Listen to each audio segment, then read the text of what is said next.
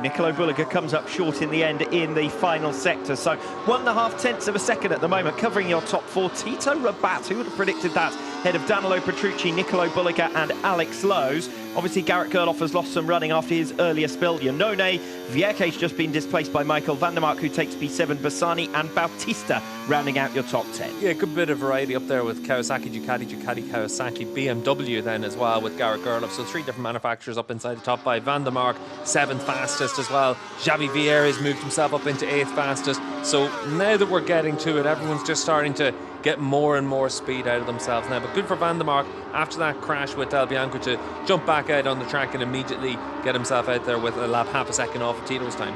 Yeah, can't help but be pleased for Tito Rabat and for Kawasaki Puchetti. Obviously, their home round this weekend here at the Cremona circuit, and Tito Rabat unexpectedly leading the way. Danilo Petrucci has slackened off on his latest run. Nicolo Bulliger losing a couple of tenths of a second at this stage. Good to see Xavi Vierke make a little bit of progress into the fringes of the top 10. Oh, that's cruel. Tito Rabat's had his fastest time deleted, so he drops down to P4. How dare you, mean-spirited lot. That's for a yellow flag, I think, for what was going on at turn 3 and 4 there. So Tito Rabat demoted back to 4th. Yeah, that's a shame for Tito, but the speed's there, and that's the main thing. The times in this session, they don't count for anything, so it's just a bit of bragging rights. But obviously, for Tito and for Puchetti, it does count for a lot. But we'll see if he's able to put together another lap. Generally, I'd agree with you on that, and I never take too much stock of the pecking order in free practice. But I tell you what, if the story's good, if Puchetti and Rabat had been P1, I think it would have been worth mentioning the timesheets and the positions at the end of the session. As it is, 3 minutes to go, and the time's beginning to slow up now. Riders focusing on their pace, and Alex Lowe's has certainly had pace in bagfuls here. He's lapping still very much around the marker of his fastest time in the session so far. There's another 1 minute 29, 1 minute 29.950 for Lowe's. Yeah, and that's faster than anyone bar Bulliger and Petrucci have gone in this session as well. So good consistency from Lowe's, but he's riding with so much confidence right now that everything that he feels on the bike seems to just give him that little bit extra. And when riders get into that flow and into that zone, they're so strong and so difficult to knock off that perch. That's what we've seen all the time in recent years. Toprak, for his 13 wins in a row, was all about a rider having that confidence. Lowe's has been able to get the most out of that Kawasaki all season, and you're seeing that come through as well in this case. Lowe's going well, Rabat going well. That does rather place some extra pressure on Axel Bassani, doesn't it? At the moment, he's 10th fastest in this session, just getting up and running now for the first flying lap of his final stint. Yeah, and for Bassani, though, up inside the top 10, that's not a bad performance on a Friday.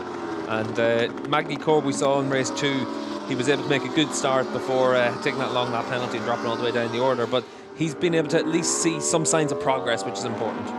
Alex Lowe's up by a tenth of a second at the halfway mark on his latest lap. Tito Rabat should get another 2 laps in here because it's such a short lap here at the Cremona circuit. We've got 1 minute 35 still remaining in free practice 2. Alex Lowe's will get 1 more in as well. He makes his way through the final sector now, still up after 3 completed sectors, aiming to displace a Ducati 1-2 through Danilo Petrucci and Nicolo Bulliger. Picking up Lowe's, making his way then off the final bend.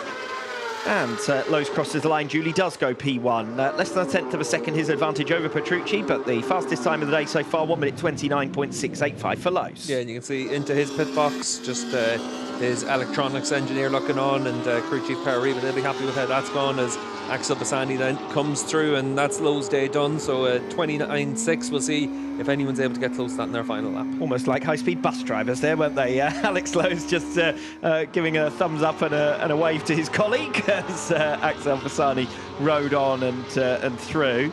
Lowe's session finishes then with a 1 minute 29.685 as his fastest time. Andrea Ionone's had a couple of good laps in a row here. That's 1 minute 30.016, actually a new personal best. He was down after 3 completed sectors, but he's put in a decent 4th sector in the end. Still a few tenths of a second down on Alex Lowe's. Yeah, just to say as well, when you look at the times here, they are actually really close. Del Bianco's 1.2 seconds off, and he's in 19th position after that crash as well. So for the likes of Marcus Reiderberger, pretty much a second off the pace in P18, he's doing a pretty good job because he's only half a second off the top BMW rider, Garrett Gerloff, in 7th spot.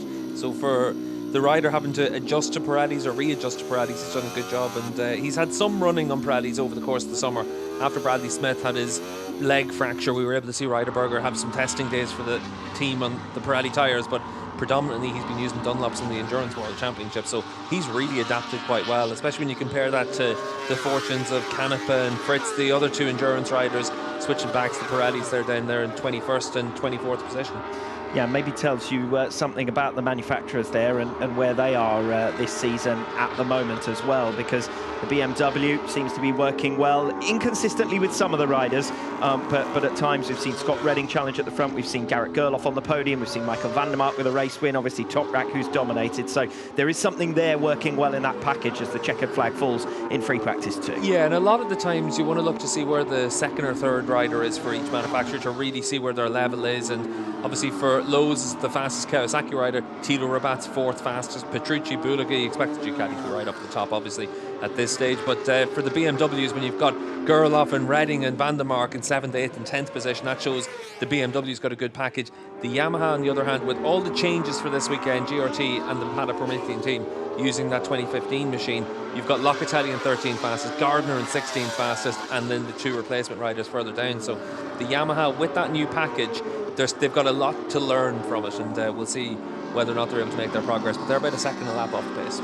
New personal best on the final lap for Alvaro Bautista, 1 minute 30.020, so less than 4/10 of a second, covering 7 riders. Iker Lecuona also making some late progress as Bautista salutes the spectators who have come out on a Friday afternoon here in Cremona, and I'm quite sure that there'll be a much bigger attendance over the next 2 days. We go racing, of course, on Saturday in WorldSBK.